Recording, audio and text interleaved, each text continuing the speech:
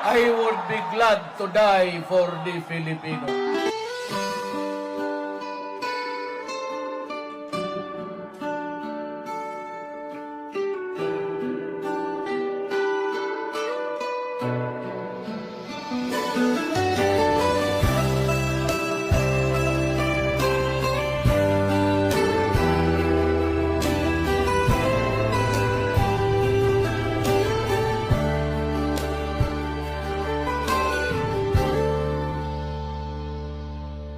Maraming salamat, Tatay Digong Rodrigo Duterte. Ikaw ay isang dakila para sa amin, ika'y bayani. Sa walang katapusan na pagmamahal sa ating bayan, ikaw ay aming makabagong hero. Sapagkat ipinagtatanggol mo ang mamamayang Pilipino. Pagpapahirap nila sa'yo, nakita halos ng buong mundo.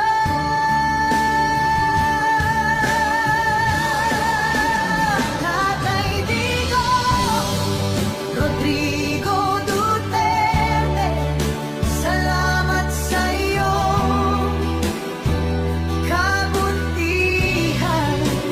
Pilit ka mang inilayo sa bayan na iyong sinilangan.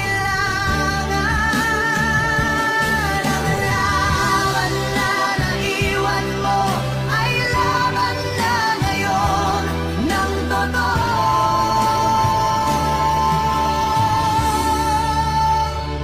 Pilipino.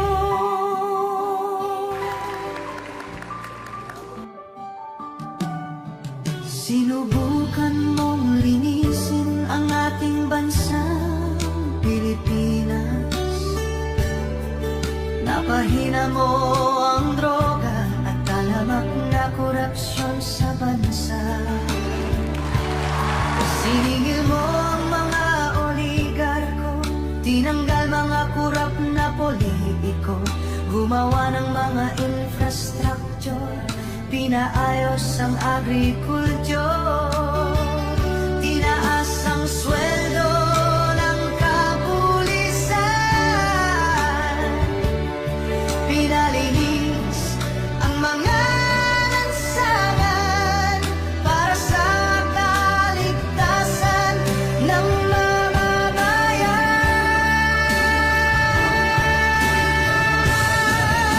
Maraming salamat, Tatay Digong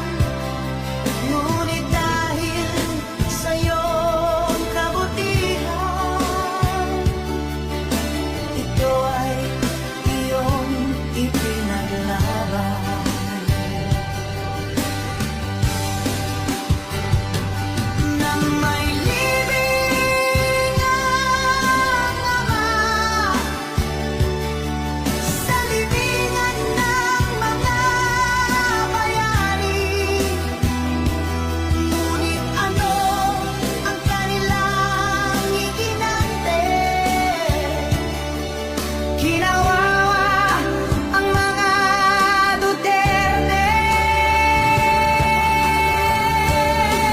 Sila pang dahilan, ginamit ang mga nasasakupan sa pagpapakidnap, pagpapahirap at paglalagay sa'yo sa kulungan.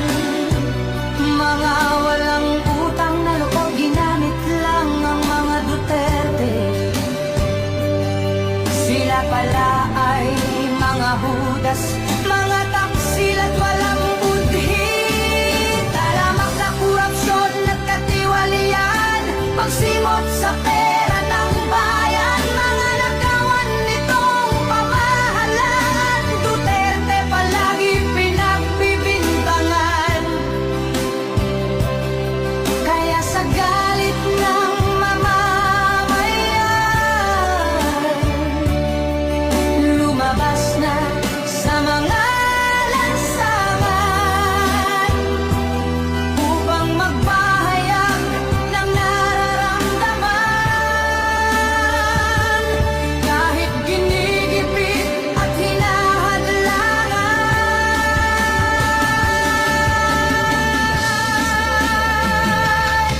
ito'y hindi dapat pinipigilan ng ating pamahalaan, pagkat magbabadya lang ito ng himagsikan